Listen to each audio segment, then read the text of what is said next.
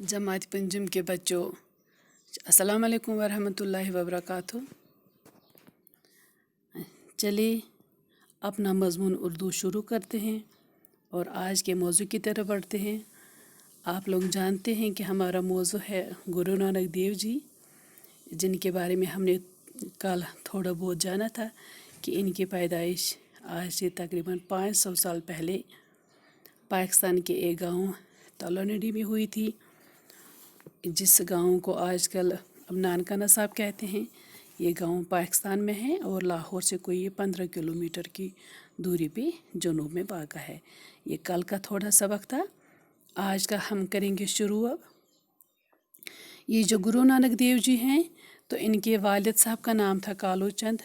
मतलब जैसे हम अपने वालिद साहब को अब्बू कहते हैं, पापा कहते हैं, अब्बा जान कहते हैं या बाबा कहते हैं, तो मतलब वालिद का मतलब यही होता है, फादर। तो इनके अब्बू का नाम था कालू चंद। वो मुलाजिम थे और उनको क्या काम होता था, वो गाँव का हिसाब किताब रखते थे।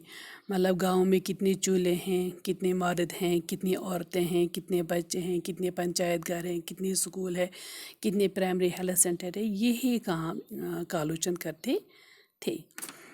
जो ये गुरु नानक जी हैं, तो इनकी बड़ी बहन जो थी वो नैनीहाल में पैदा हो गई थी। जो ही वो नैनीहाल में पैदा हो गई तो फिर लोग उसको प्यार से नानकी कहते थे। नानकी यानी कि नानकी का मतलब है नाना की, यानी कि ये नाना की बेटी है।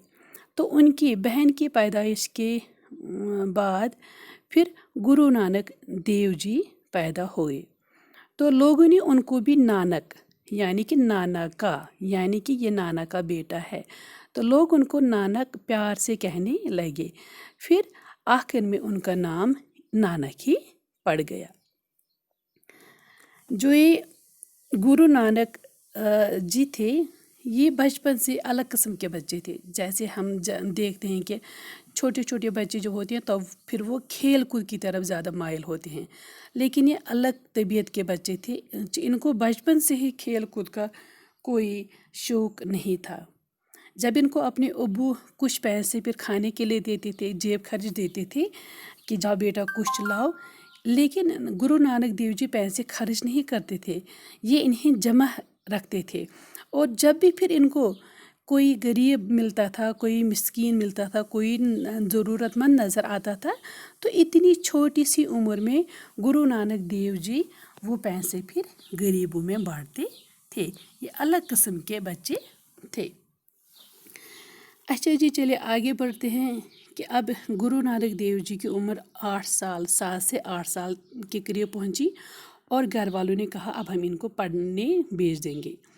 तो इन्हें पढ़ने के लिए भेज दिया, जहाँ पे इन्होंने फ़ारसी ज़ुबान और थोड़ा बहुत हिसाब किताब सीख लिया। लेकिन उनका दिल पढ़ाई में नहीं लगता था, वो पढ़ाई में कोई दिलचस्पी नहीं दिखाते थे और अक्सर चुपचाप अकेले बैठते थे, खामोशी इख्तियार करते थे। पढ़ने से कोई लगाव नहीं था, स्कूल जाने का नाम ही नहीं था। ये नहीं मानते थे, ना स्कूल जाना मानते थे, ना कोई बातचीत करना मानते थे। ये अलग चुपचाप बैठते थे।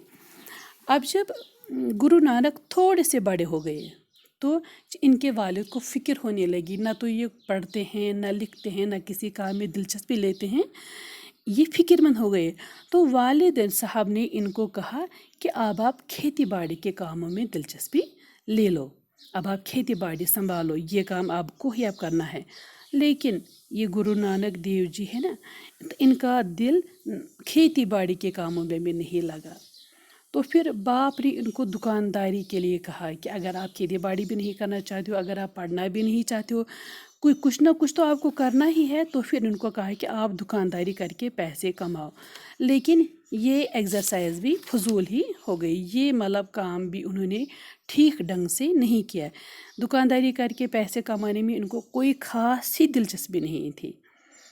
आखिरकार ये ऐसे ही बैठे और इनके वालिद साहब भी परेशान थे, क्योंकि गुरु नानक कोई दिलचस्पी नहीं दिखा रहे थे, न पढ़ने में, न खेती बाड़ी में और न किसी और काम में।